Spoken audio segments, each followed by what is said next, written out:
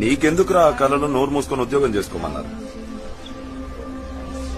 మిగతా వాళ్ళు నన్ను పిచ్చోడు అనుకున్నారు. అదే పెళ్లి, పిల్లలు, కారు, ఇల్లు అన్ని దాటి ఆలోచించేవాడే పిచ్చోడు కదా. పొద్దున్నే లేచి టిఫిన్ బాక్స్ తీసుకుని పరిగెత్తుకుంటూ ఆఫీస్ పోయి లోను, ఇంటర్, స్కూల్ ఫీజు, ఈఎంఐలు కట్టడానికి మాత్రమే బతకడం బతికేనారా? కానీ ఈ లోకానికి పిచ్చోళ్లే కావాలి. లేదంటే ఇవాళకి మనం అడవుల్లో ఆదిమానవుల్లాగా రాళ్లు తీసుకుంటూ ఉండిపోయేవాళ్ళం. పిచ్చోళ్ళకి మాత్రమే తెలుసా ప్రపంచం రేపెలా ఉండబోతుంది అన్నది. ఇవాళే కలలు కంటూ ఉండటం. అలాంటి రోజు వస్తుంది. My day will come.